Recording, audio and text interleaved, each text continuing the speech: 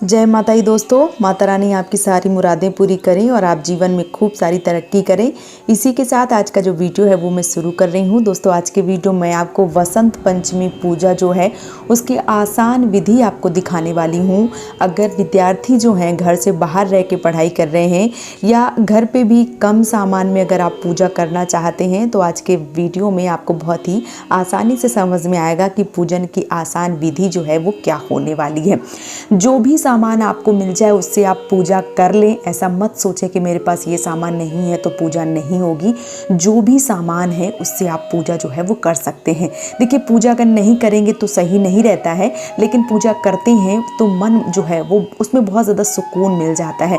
तो वसंत पंचमी में जो माता सरस्वती हैं उनकी पूजा करी जाती है और ये पूजा आप अपने बच्चों से भी करवाएं, स्वयं भी पूजा करें, क्योंकि माँ सरस्वती जो है वो बुद्धि की देवी है। इसलिए आप सबको घर में जो भी हैं उन सबको पूजा जो है वो अवश्य रूप से करनी चाहिए।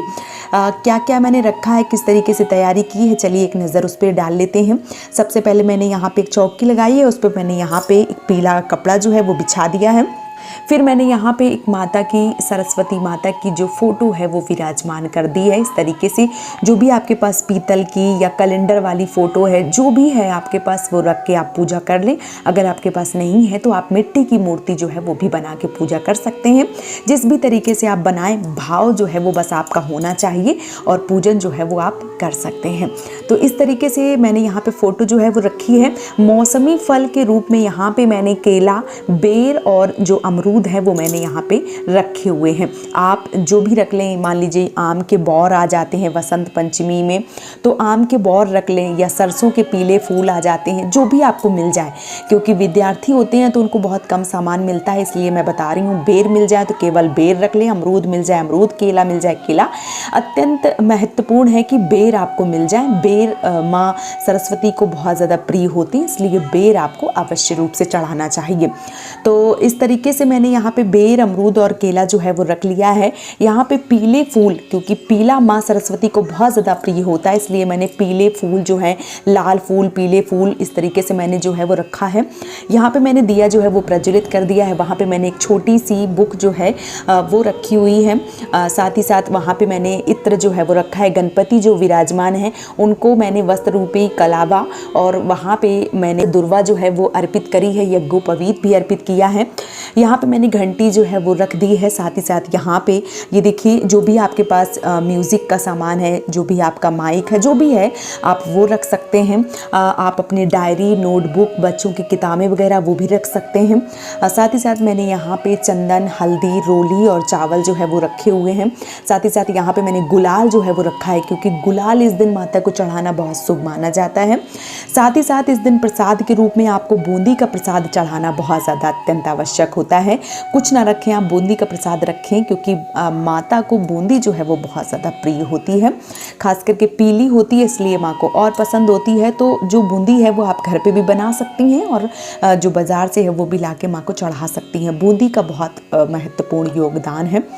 साथ ही साथ यहाँ पे सफ़ेद रूप मिठाई के रूप में मैंने यहाँ पे जो छेना वाली मिठाई है जो, और यहाँ पे मैंने काजू कतली जो है वो रखी है। आप रखना चाहें तो ये भी रख दें, ना रखना चाहें तो यहाँ पे आप सफ़ेद बतासा ले सकते हैं। इस तरीके के आप इलायची दाना या आप मिश्री जो है वो भी ले सकते हैं, जो भी आपको आसानी से मिल जाए।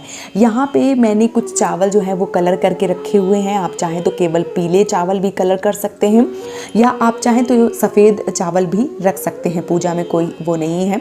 साथ ही साथ इस दिन आप चाहें तो पूड़ी का भोग लगाएं, हलवा पूड़ी का भोग लगाएं, या आप चाहें तो इस तरीके जैसे मैंने रखा है। देखिए जो विद्यार्थी होते हैं उनको कम सामान में पूजा जो है वो करनी होती है, तो आप जो भी सामान आपको मिल जाए उस तरीके से आप रख लें। कुछ नहीं है तो माता की फ़ोटो विराजमान करें, बूंदी रख लें, और अगर बूंदी भी नहीं है तो बतासा रख लें और अपनी किताबें रख के अच्छे से पूजा कर लें माँ की। इस तरीके से मैंने जो है वो सामान यहाँ पर रख दिया है। सर्वप्रथम हम माँ को स्नान करवाएंगे। आप चाहें तो भाव से स्नान करवा लें, या आप चाहें तो गीला करके फ़ोटो जो है वो पोंछ दें, या आप एक पानी के जो भी पात्र है उसमें एक पुष्प डालें और माँ को इस तरीके से स्नान जो है वो करवा दीजिए। उसके बाद यहाँ पे जो चंदन है उससे टीका लगाइए, रोली से टीका लगाइए। यहाँ पे गणपति भगवान की जो पूजा है वो कीजिए, यहाँ पे दीप की पूजा कीजिए। साथ ही साथ आपको भोग प्रसाद फल इत्यादि जो भी हैं उन सबको अच्छे से चढ़ा देना है। तो चलिए शुरू करते हैं पूजा। तो इस तरीके से मैंने यहाँ पे पुष्प जो है वो पानी में भिगो के और इस तरफ से मैंने यहाँ पे गणपति जी को स्नान जो है वो करवा दिया है और इस तरीके से मैं यहाँ पे माता जी को स्नान जो है वो करवाऊँगी। तो बहुत ज़्यादा गीला ना करें आप, बहुत ही अच्छे से पूजा करें ताकि जो मूर्ति है वो बहुत ज़्यादा गीली भी ना हो और आपका स्नान जो है वो हो जाए। इसके बाद हम जो तिलक है वो लगाएंगे इस तरीके से।